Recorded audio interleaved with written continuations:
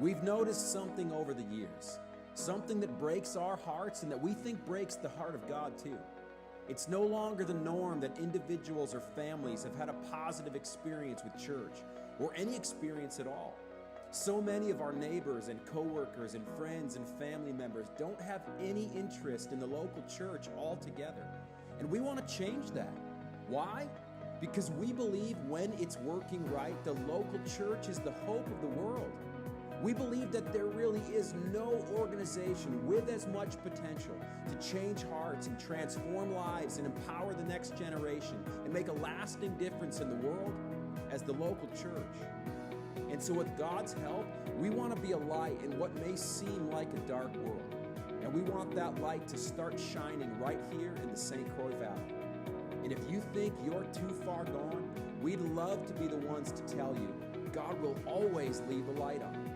So whether you've been in church your whole life or have never stepped foot in church before, we're excited to open our doors to you and to welcome you to the place where real people and a real God meet. We're glad that you could be with us today. Hey, good morning, Midcurrent. How's everyone doing today? Feeling good? Hey, good. My name is Sten, and I'm the pastor here, and we want to say welcome to Midcurrent Church. We are thrilled to have you here, whether you're in the room or maybe you're joining us online. We want to say happy Memorial Day weekend to you. We recognize that you could be in about a bazillion other places right now, and so the fact that you're here with us, we are absolutely thrilled about, not only for the opportunity we have to be together, to give thanks to God, to learn more about God, but today is also our first opportunity to introduce to you the newest member of our team, which is this guy right behind me. His name is Josh O'Mara, so we'll give Josh a huge welcome to this team. The reality is the last year, God's been doing amazing things at Midcurrent Church for the last 7 years, but the last year, man, has been a time when we are just continuing to add to our team in amazing ways, and Josh represents now an opportunity for us as a church to keep investing more into the spaces, into the opportunities that we create for real, everyday people just like you, just like your friends and your family and your neighbors, and a real God to meet in powerful, powerful ways. And Josh has an amazing heart for God. Josh is a gifted musician who is going to contribute to these spaces here on Sunday mornings and in so many other places throughout the week in a really amazing way. So we're excited about what God is going to continue to do in this next season. And right now, I'm actually going to hand things over to Josh and let him invite you into a time of singing, into worship this morning. So without further ado, here's our new guy, Josh O'Mara. Well, thank you so much, Sten, for that introduction. Yeah, my name is Josh, and we're here this morning to worship a God who's so good and he's so worthy of our praise. There's so much joy that happens in this room when we gather and worship, and so I want to invite you into that. Would you stand and let's sing this song together? Come on.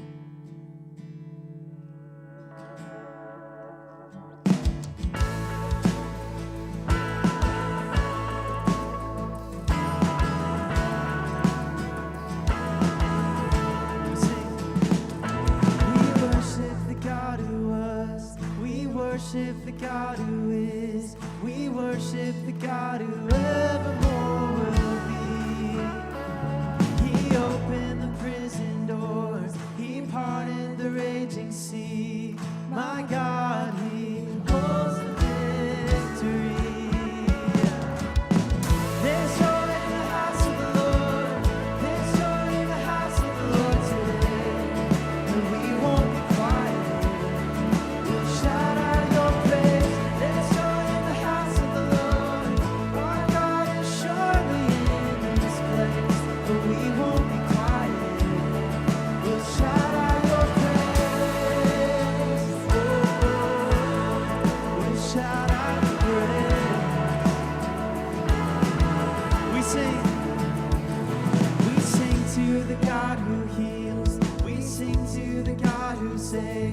We sing to the God who always makes a way.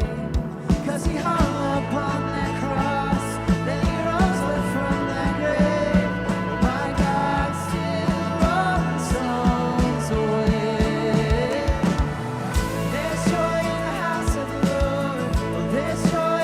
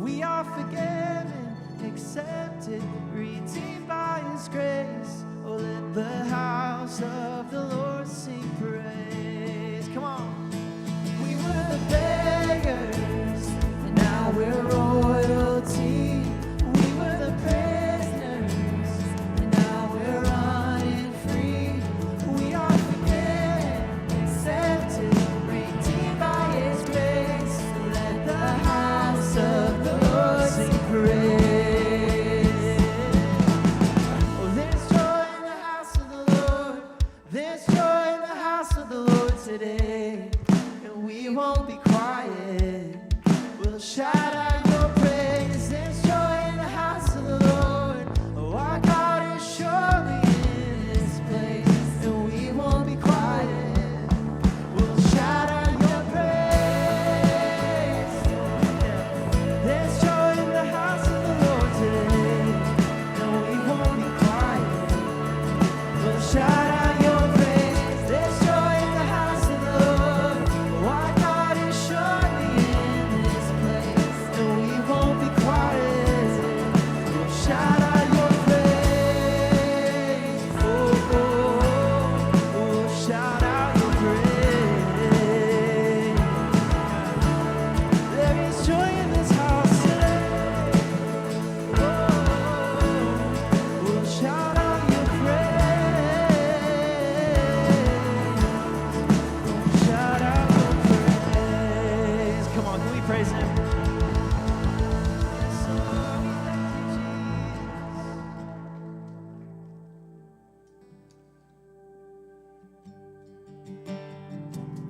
All throughout my history, your faithfulness has walked beside me. The winter storms made way for spring.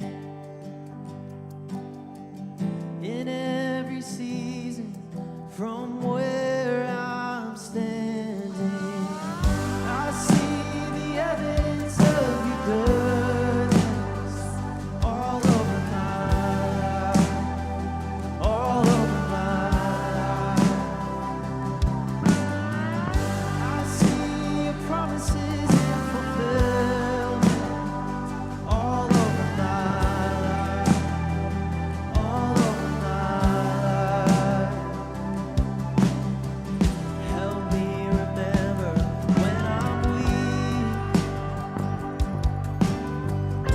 Fear may come, fear will leave. You lead my heart to victory. Oh, you are my strength, and you always will be. I see the evidence of your goodness all over my life, all over my life. I see your promises in fulfillment all over my life, all over my life.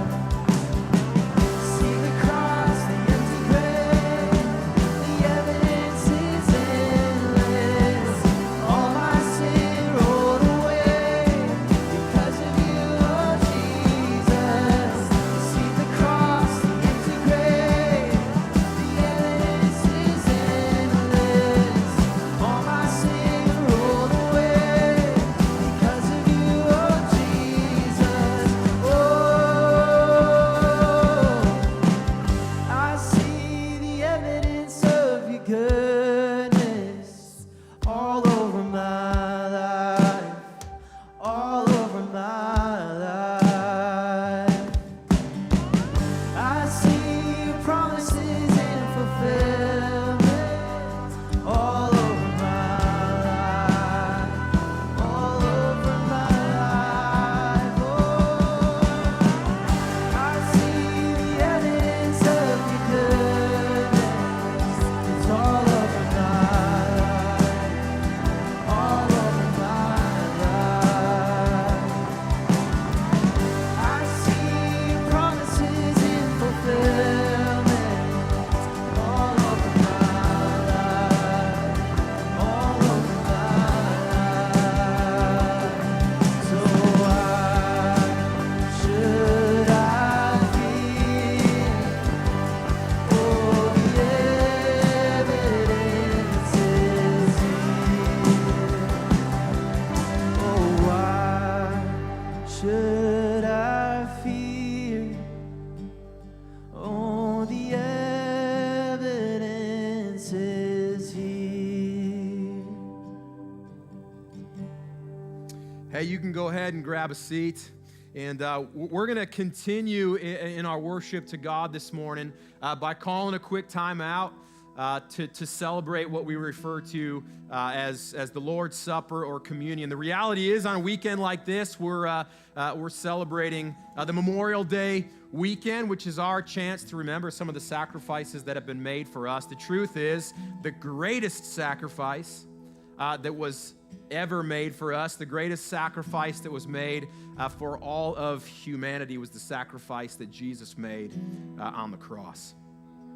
And so we're going to take a moment to celebrate that and to give thanks to God for what he made possible for us. And we're going to do that with the Lord's Supper. To my right and to my left, there's a table and a basket that has inside a little container with a wafer on top and a cup underneath. And this is our chance to participate in this meal as a way to remember what God has done for us. In the church, we refer to the Lord's Supper as something they call a sacrament. And all a sacrament is a visible sign of an invisible grace. And that is what we give thanks to God for, and that is what we take the opportunity today, what we have the chance to remember, to celebrate, to give thanks to God for.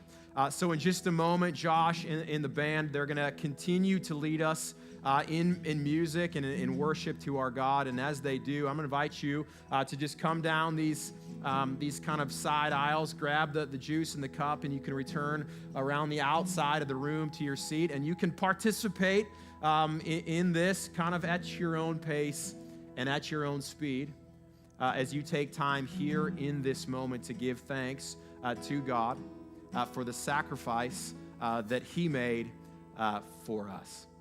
It's an amazing deal that we as followers of Jesus have an opportunity to participate in this as a way to give thanks. And so the great news is this invitation to come forward is for anyone and everyone who puts their faith in Jesus, who has made life for us possible. And so that's what we celebrate here today. I'm going to turn things over to Josh and to the band as they continue to lead us. And as they do, your invitation is to come forward to this table that has been set before us.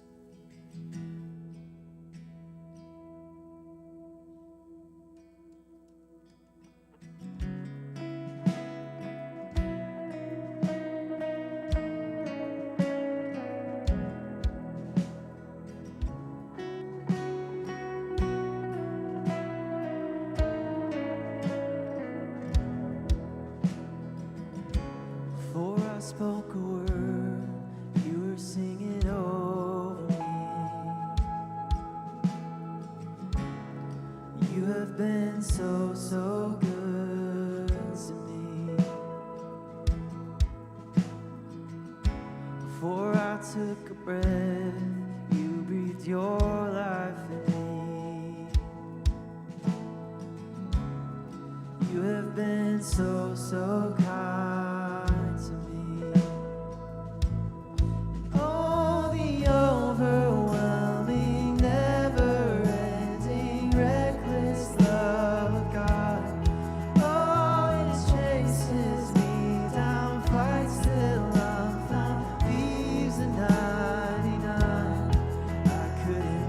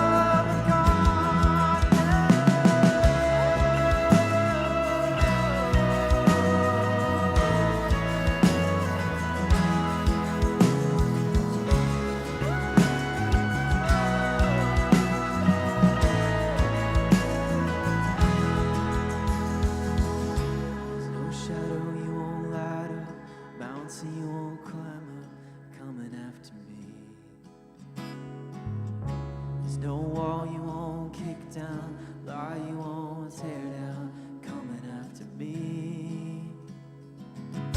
There's no shadow you won't light up, mountain you won't climb up, coming after me. There's no wall you won't kick down, lie you won't tear down. Come on, would you stand and sing this with me? There's no shadow you won't light up, mountain you won't climb up, coming after me. There's no wall you won't kick down, lie you won't tear down, coming after me. There's no shadow you won't light up, mountain you won't climb up, coming after me. There's no wall you won't kick down, lie you won't tear down, coming after me.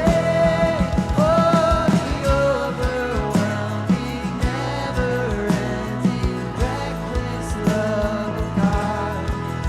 Oh, it chases me down, fights till I'm found, leaves the 99. I couldn't earn it, I don't deserve it, still you give yourself away. And oh, the overwhelming, never-ending, reckless love of God.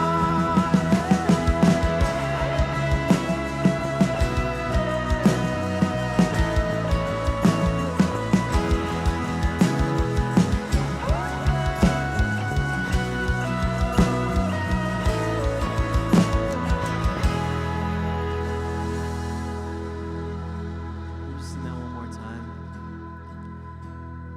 Oh, the overwhelming, never-ending, reckless love of God. Oh, it chases me down, fights till I'm found, leaves the 99. I couldn't earn it, oh, I don't deserve it, still you give yourself away. And oh, the overwhelming, never-ending, reckless love of God. Yes, Jesus, we're so grateful for that reminder this morning of how much you love us. God, thank you that it's true that there's nowhere we can go that's too far. There's nowhere we can run where we can get away from your love, but you're constantly chasing us down. And God, for that, we're grateful. Thank you for this opportunity to sing some praise to you this morning. It's so good to be here in this place. We love you, Lord. Amen. And well, thank you for singing with us. You may be seated. Well, good morning, everybody. If we could take a minute and give it up for Josh and the band.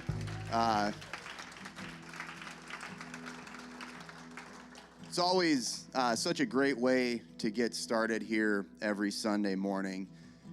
Each and every one of us may be in a different place in regards to our pursuit towards God and Jesus. Some of us may be running towards Him. Some of us may be standing still. Some of us may be running away from Him. But there were some words in that song that we just sung that speaks to that a little bit as a reminder. And they said, there's no shadow you won't light up, mountain you won't climb up, coming after me. There's no wall you won't kick down, lie you won't tear down, coming after me. And for me in my own life, those words are a great reminder that no matter where I'm at in my pursuit of God and of Jesus, God and Jesus are never done pursuing me. They're never done pursuing you. And I really hope that you guys feel that this morning. Well, my name is Sam, and it's so awesome to see everybody here on this Memorial Day weekend, and I would just like to take a minute to welcome you all to Midcurrent. If you're new to Midcurrent this morning, I would like to extend a special welcome to you, and am really grateful that you've made the decision to come check out what Midcurrent is all about. One of the things that I would ask is that you fill out the connection card. You can find that in your seat back pocket or out at the welcome desk. And when you fill that out, that gives us the opportunity to let you know about all of the things that are happening here. It gives us the opportunity to get to know you a little bit better.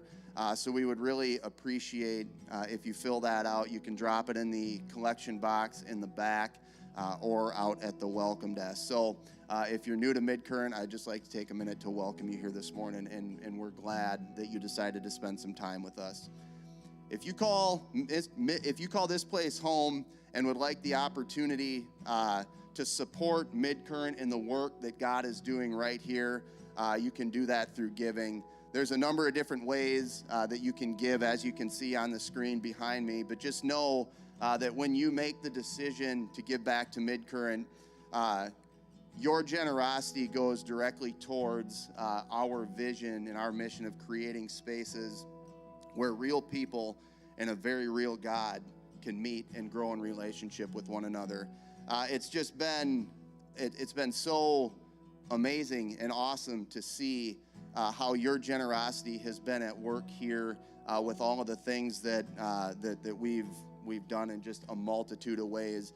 And one of the things that I'm really excited to talk to you about right now, which is a result of your generosity, is Midcurrent is hosting our first ever vacation Bible school here in about a month. So we're really excited about that.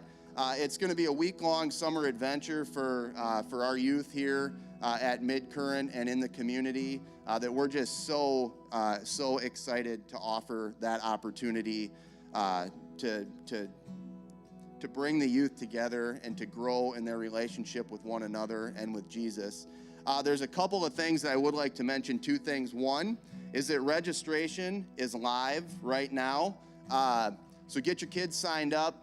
The other thing is that it is completely free. There's no cost. We want to welcome your kids ages 4 through 5th grade. We want to welcome their friends at school and their friends in their neighborhood. We want everybody to come to this thing. So get your kids registered. The other thing is making the investment into VBS it's a whole church effort. It's an all hands on deck effort. And some of you have signed up to serve on a VBS team. If you don't have the opportunity to do that, there's definitely ways in which you can continue to support VBS and invest into the success of this program, and that is through providing supplies to Midcurrent for the things that we're going to need to make VBS an amazing week for our kids here. And there's an Amazon wish list that you guys can go to and kind of see what those supplies are and donate those to VBS. So there's a registration link. There's the Amazon wish list link at a QR code out at the welcome desk. So I would encourage you guys to swing by there, grab that, and just take a look at what an amazing thing VBS is going to be here at Midcurrent. So with that, I'm excited to turn it over to Pastor Sten for our final week in our message series around the Old Testament book of Jonah.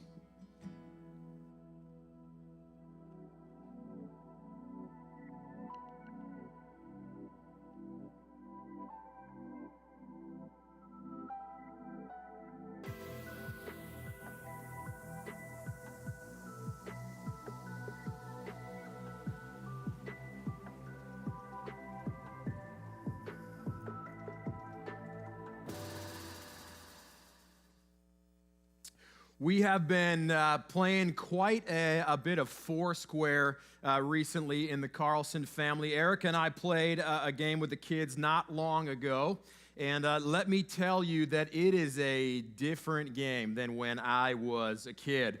When I played out on the playground, in my memory, it was pretty simple. If the ball bounced in your square twice, you were out. If you hit the ball out of bounds, you were out. If your ball hit the line, you were out. The rules were really pretty basic, pretty simple to understand. Well, apparently that ain't the case anymore.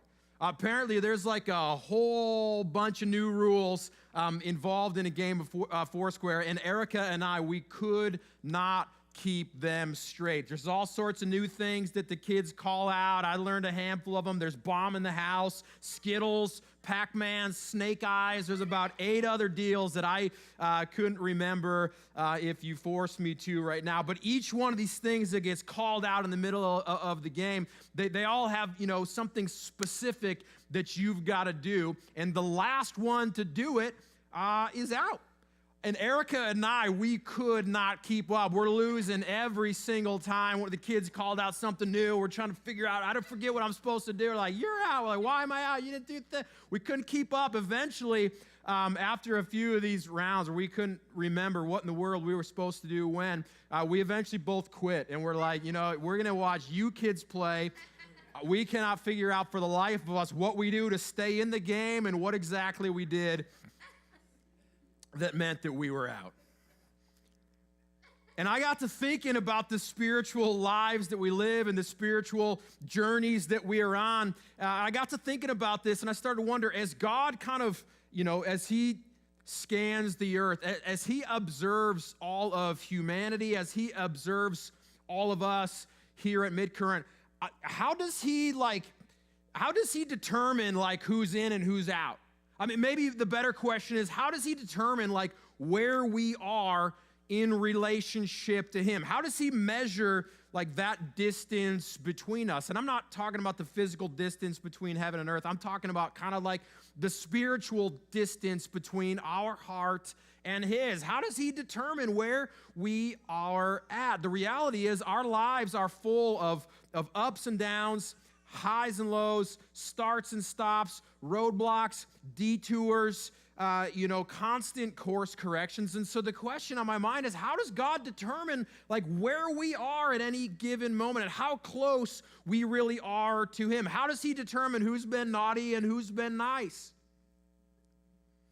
And if these are at all questions that you've asked about yourself, am I in or am I out or am I somewhere in between? If you're asking how does God, determine where I am at in my relationship to him? If you're asking questions, anything like this, then I'm really glad that you came out to church on Memorial Day weekend, because we're concluding a 4-week series through the Old Testament book of Jonah, and the conclusion of the story, right? The conclusion of the whole 4-chapter book today is going to teach us a very powerful lesson about the heart of God and about how God really does measure the distance between himself and his people. And we're going to learn how it is often different than how you and I often choose to measure and to evaluate the very same thing.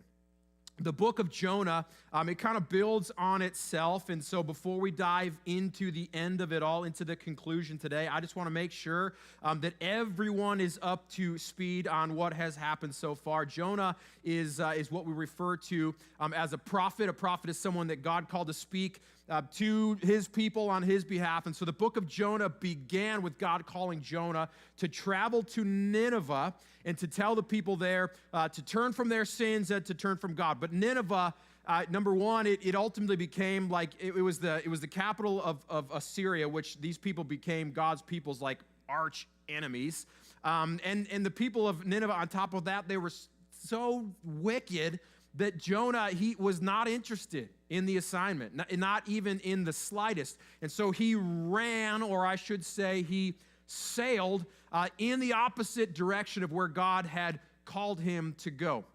And what is maybe good for us all to learn from this story is that we can't really run away from God when God has an assignment for us. And Jonah would learn that the hard way because God sent a violent storm out to sea that threatened to rip their ship into two, and Jonah knew that it was all his fault, right? And so he told the crew of sailors that he was sailing with, he said, throw me overboard. When they did, the storm stopped. And the sailors who previously did not believe in God, the sailors chose to believe, and they turned to God. It's a pretty powerful picture of what is possible when our own self-reflection drives us to take greater responsibilities for some of the things that are playing out in our lives.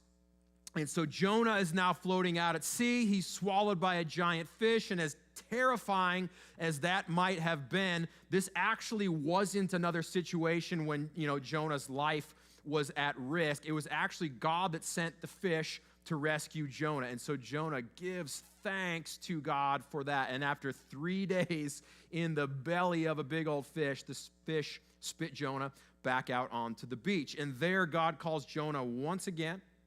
Didn't give up on Jonah. He calls Jonah once again to go to Nineveh. This time, Jonah follows through. He goes to Nineveh. He eventually delivers the message that God has asked him to preach there. And get this, all of Nineveh responds. The king of Nineveh even issues this decree that says that everyone needs to call on the name of the Lord, and they need to turn from their evil ways. And that's where we left off last week. And so we're going to pick up today with the very last verse in chapter 3. Here's what it says. When God saw what they had done, the people of Nineveh, that they said, hey, we're turning from our evil ways and we're turning to God. When God saw what they had done and how they had put a stop to their evil ways, he changed his mind. He was set out to bring destruction on them, but he changed his mind and did not carry out the destruction that he had threatened. Now, I'm not a prophet like Jonah was, but I am a preacher and someone, that has, been asked to speak and to teach on God's word. And I would be thrilled, and personally, I am thrilled when I see people respond to God's word, and then when I get to see God respond to them. That's kind of the point of an exercise like this. That's how you know you've been successful. Not when there's, butts in the seats or people say, nice job, pastor, right? That's all well and good, but that's not really the goal. The goal is to see people respond to God and God respond to them. And it appears as though that is what has taken place. And yet Jonah isn't happy about it. In my estimation, he's the first messenger of God in all of history to be bummed out when people responded to his message. Here's chapter 4. This change of plans, right? Because God was, set out for destruction, and then he changed his mind. This change of plans greatly upset Jonah, and he became very angry that they listened to what he had to say. And so he complained to the Lord about it. There's a lot that can be said about his complaints, and if you kind of dive in, there's a whole bunch of interpretations about what he was really upset about. And so I want to just make sure that we get that we get a sense of it as best as we can. In Jonah's mind, here's like the heart of his frustration. In Jonah's mind, this whole deal was a no-win proposition from the beginning. Here's his argument. He knew that God was compassionate. That was never in question. He knew that ultimately, I think he knew that Nineveh would respond. He knew that if he announced their doom, that they would do anything and say anything to appease an angry God. So here's his concern. These people were spiritually naive, kind of spiritually immature, meaning they didn't really know exactly what they were doing. They didn't really have a complete understanding of what it really meant or what it really required totally to turn to God. And so Jonah's going, they don't get it. They don't have the whole picture here. And yet Jonah also knew that because of God's great love and God's great mercy, God would accept even their immature, even their uninformed and unimpressive response to him. And so Jonah is upset that they would be spared for such a shallow showing, right? In his mind, he's asking the question like, why even send me, at all? Why even send me to warn them in the first place if you're just going to let them off the hook so easily, God? He's upset with God for how little it took for God to let them in, so to speak.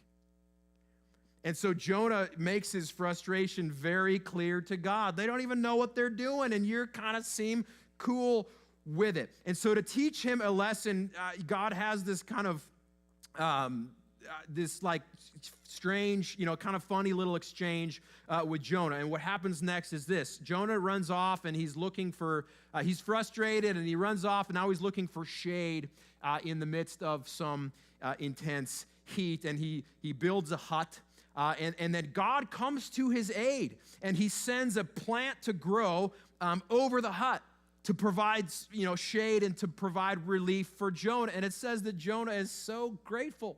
Thank you, God. But the next day, God causes the plant to wither and die, and Jonah loses it.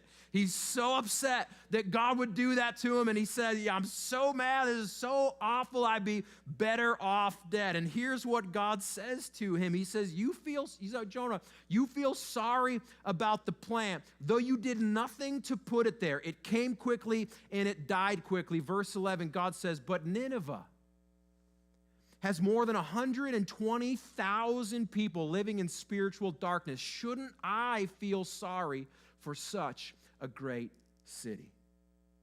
The point of this kind of odd little exchange was to put Jonah in the Ninevites' shoes, in need of mercy and compassion and relief from God. And God's point is driven home when God does to Jonah exactly what Jonah wanted God to do to the Ninevites, hang them out to dry. And so Jonah, he got kind of a taste of his own medicine, all at the same time while God is making it clear to him and to us as readers that God has a huge heart for anyone and everyone who is in spiritual darkness and who is turning toward the light in any way. The final chapter in the story of Jonah, and particularly God's decision to spare Nineveh from disaster and destruction, it proves something so vital that we have to understand about God, that he honors and that he responds to even the smallest steps in the right direction. The people of Nineveh, we got to make this clear, right? The people of Nineveh, they were the most wicked people who truthfully kind of took the smallest steps toward God.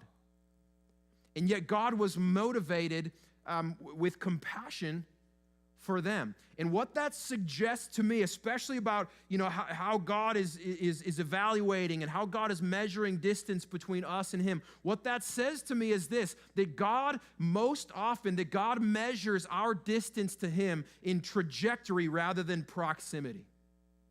That's what I want us to understand as we conclude this deal. God is measuring our distance to him so much more. He's measuring in trajectory rather than in proximity. God is not necessarily always concerned with where we are or where we have been only as much as he is interested in where we are headed, right? It's not where we are positioned at any one moment, but it's where we are pointed in the future. It's the direction that we are traveling, no matter the speed at which we are actually traveling, right? Jonah felt like the Ninevites, in his mind, number one, he felt like they were the wrong kind of people, right? Wicked people, didn't worship, the God of Israel. Jonah felt like they were the wrong kind of people that didn't make the right moves or didn't make them good enough. And therefore, in his mind, they really should have kind of remained on the outside looking in.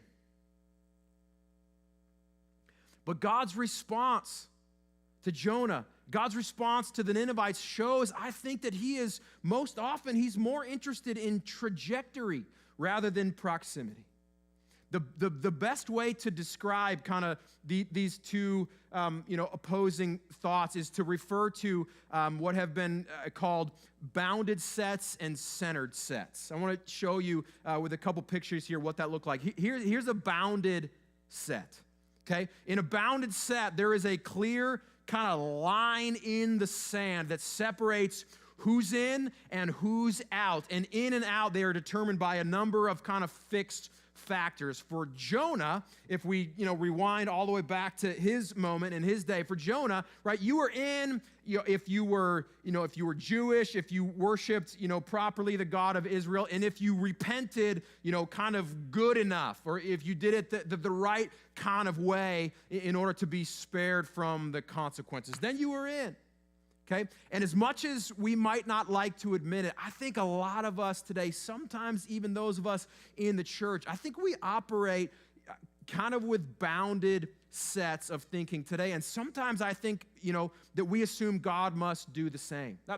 We assume that must be how God kind of measures things. In and out are based on certain behaviors, right? You're in, if you go to church and you sign up for all the church things and you look busy with really, a lot of kind of spiritual activity and you're in as long as you don't smoke or drink or chew and as long as you don't hang out with girls that do, right? And if you get that stuff set, then you're in. But, right, if you've got a skeleton in your closet or, if there's an addiction that you're battling or some kind of bad habit that you're trying to kick, or if you ever made a mistake in your life, or if you got some bad marks on your spiritual resume, well, then I'm sorry to inform you, you're out.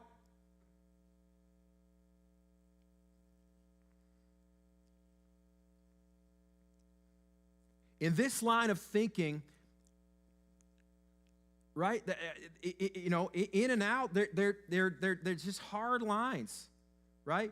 This is how the world operates, with such hard lines drawn in the sand. This is truthfully, I think, at its essence, how religion operates in the world, in and out.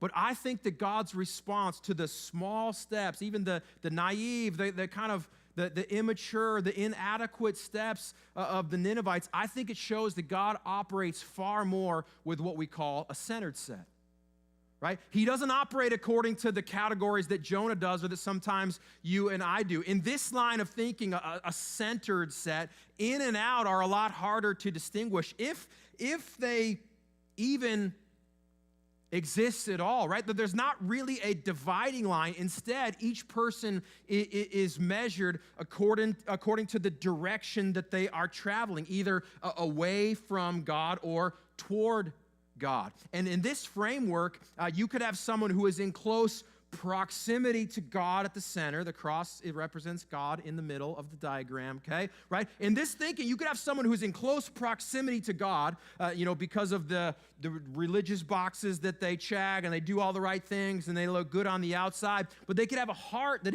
is actually kind of far from God. They could have a heart that is actually hardened to some degree, and they could have feet who's traveling in a different direction than God. And at the same time, you could have someone whose proximity, according to the way that we kind of measure those things today, you could have someone whose proximity is quite far from God, out on the fringe, out on the edge because of the past that they've lived or because of some kind of choice that they have made. And yet it's possible that they have made a decision to turn toward God and to begin traveling toward God. Right? It's possible that their proximity could be really far from God, but their posture is kind of God-facing. And it appears as though when we look at God's response to the Ninevites, it appears that this is the kind of posture that God is honoring. It appears, as we look at his response to Jonah and to the Ninevites, that he's more concerned oftentimes at someone's trajectory rather than just about proximity at any given moment. In this line of thinking, it is evident in God's response to Jonah and to the Ninevites, and it's also highlighted elsewhere in Scripture. It's also highlighted really well in a favorite story of mine, a story about Rahab, who is talked about in another Old Testament book, the book of Joshua. This story, God's people have been told to go conquer the city of Jericho, and so before they go, they send a few spies out to get a lay of the land. And these two spies, they made a woman named Rahab, and Rahab has already got a few bad marks on her spiritual resume. Number one, she's foreign, which in that day was a big deal. I mean, she was not a part of God's original people. And number two, she was a prostitute. Okay, one more strike, and she is for sure out. But here's what makes Rahab's story so compelling.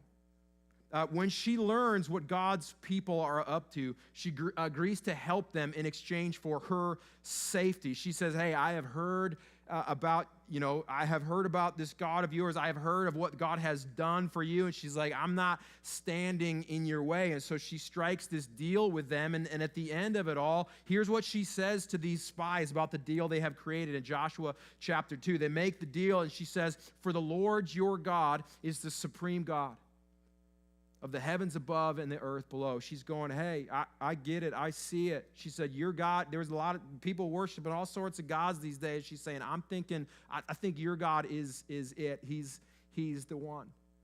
Right? She turns toward God. The truth is that the scripture doesn't really say that, doesn't say she all out fell on her knees in repentance to God. We don't know for sure. It doesn't say specifically that she left her former life at that moment. But in this moment, her heart opened to God, right? She turned toward God, and here's how it all plays out. Joshua chapter 6, it says, so Joshua spared Rahab the prostitute and her relatives that were living with her in the house because she had hidden the spies that Joshua sent to Jericho. And, get this, she still lives with the Israelites to this day. She's in. She made it. And what's fascinating, that's a compelling story in its own right about just what it means to turn to God. But what's fascinating is when you compare her in the story to a man also in the story. His name was Achan from the nation of Israel. Achan, he was a man of God, kind of from the people of God. He was as in as it gets. He was in the in crowd. And yet when Jericho was defeated, Achan took from the rubble, he took the treasures, he took some of the things that God instructed his people not to touch, right? When the city fell and everything was in destruction, God said, hey, my people, don't touch any of it. It's not for you. But Achan couldn't resist. And as a result, Achan paid the most severe penalty possible, as did his entire family. Right? In and out, it's not that easy to go, I'm in, you're out. I think we're learning, gang, that most often God is measuring trajectory, not just proximity.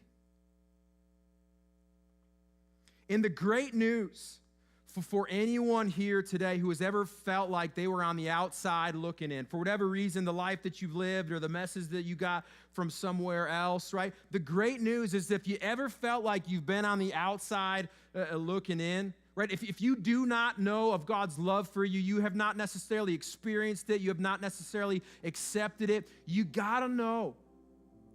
You gotta know that it's small steps in the right direction that motivate God's compassion for you. You should be encouraged. If this is you who has not totally experienced, open yourself up to the love and to the compassion of this God, you got to know that God is not measuring you. He's not evaluating you according to where you are at the moment or where you've been in the past, as much as he is measuring you according to where it is that you are headed in the future.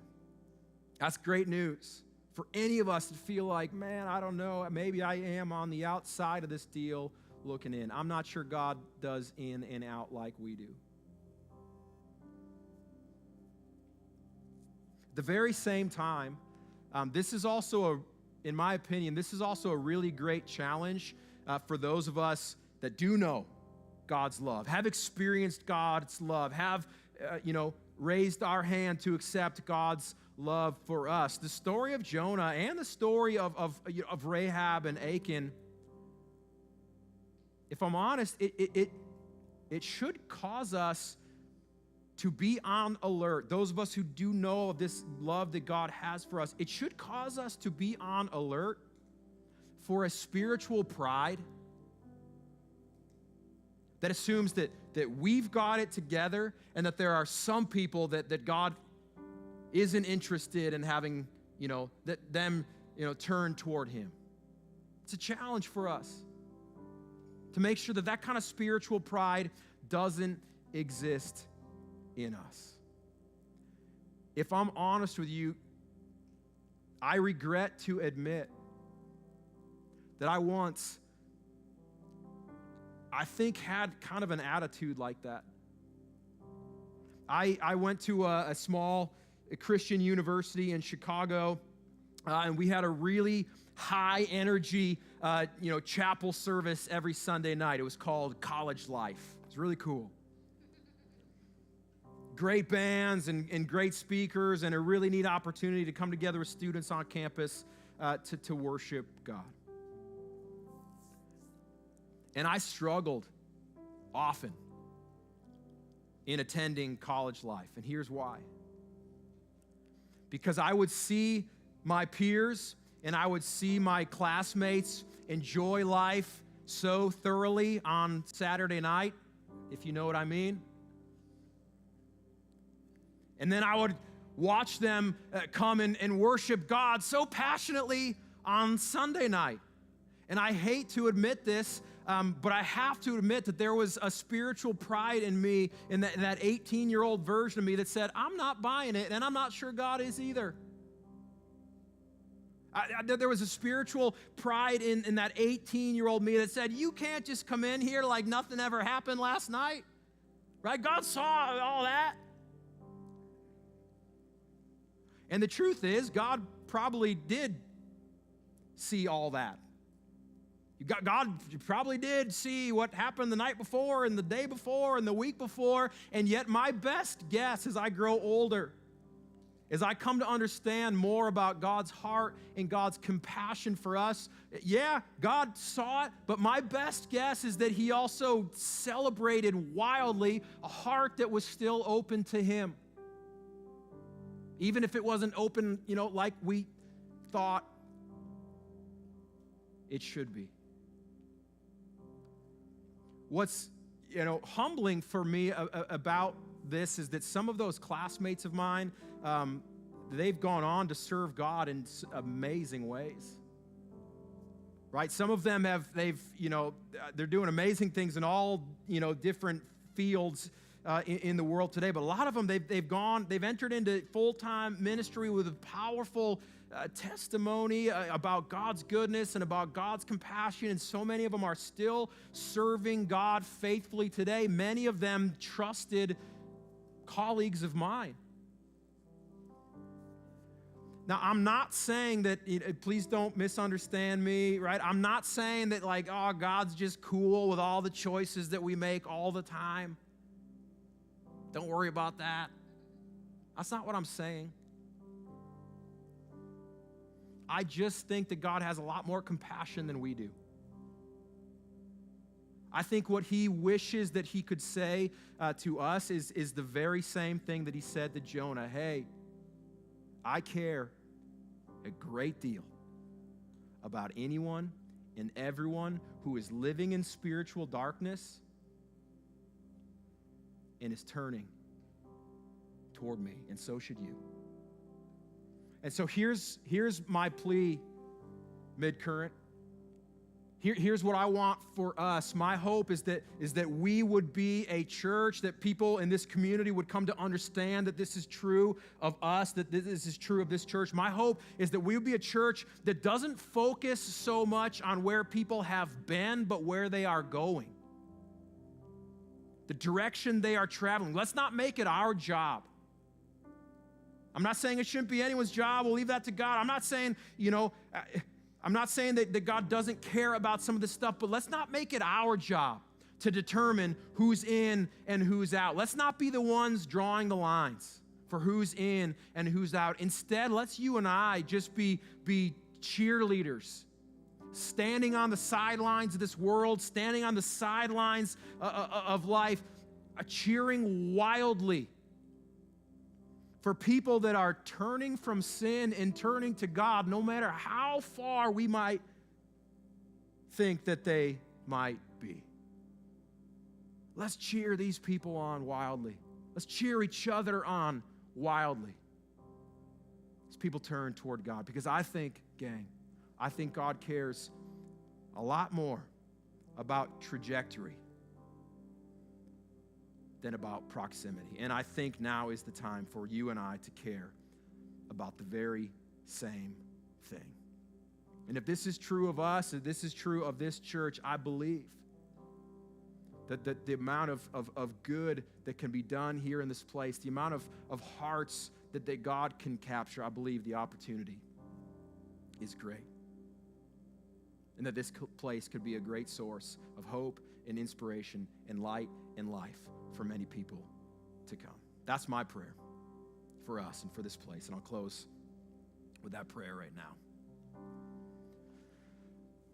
God, we do thank you for your amazing heart for us. God, we give you thanks for the amazing levels of grace and mercy and compassion you have for us when our hearts are turned towards you. God, the reality is, in my estimation, there might be two kind of people in the room. There might be people here today. There might be people tuning in online who for so long have felt like they really are just kind of on the outside looking in. They're going, I've been too many places, made, too many mistakes, haven't gotten this right, and I'm out, and I'm not sure I'll ever be in. God, I pray that today in this moment they would be overcome with your amazing compassion for them. God, I pray that they might be, compelled to turn toward you. I pray, God, that their feet might all of a sudden be pointed in your direction, and that it would be you, God, that they begin to pursue. That it would be toward you. That's the direction that they, begin to travel. God, and I pray that you would confirm for them the amazing compassion that you have. Pray that you would confirm for them that you are celebrate wildly people who begin, no matter how far out they might be, that you are a God that is just celebrating wildly hearts that are turning to you. And God, for others of us here that maybe we would admit, I don't know, that there is a small sense of spiritual pride in us that we go, man, I think for too long I've been doing in and out and us versus them.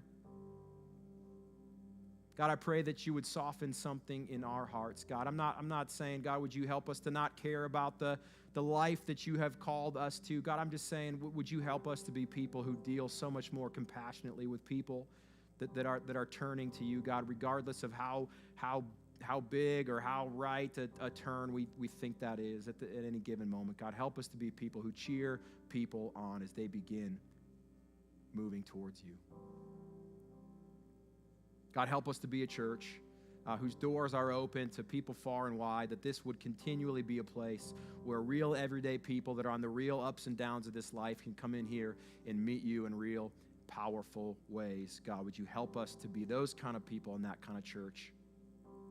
And would you move in ways that we could not even imagine because of it, God? We pray all these things in the name of your Son, Jesus, who made all this possible. Amen. Hey, thanks for being here today. If you are in need of prayer today, someone from our prayer team is going to be just off to the right of the stage, my right here today, to pray with you before you go. And other than that, we hope you have a great rest of the Memorial Day weekend. We hope you have a great rest of this week, and we will see you back here next Sunday, 9 and 10:30. We're coming together as a church to celebrate child dedication, families that are bringing their kids to be dedicated to our great God. And we'll also begin week number 1 in a brand new series called Verified. And we hope that you would be here for it. 9 and 10:30. We'll see you then. God bless you.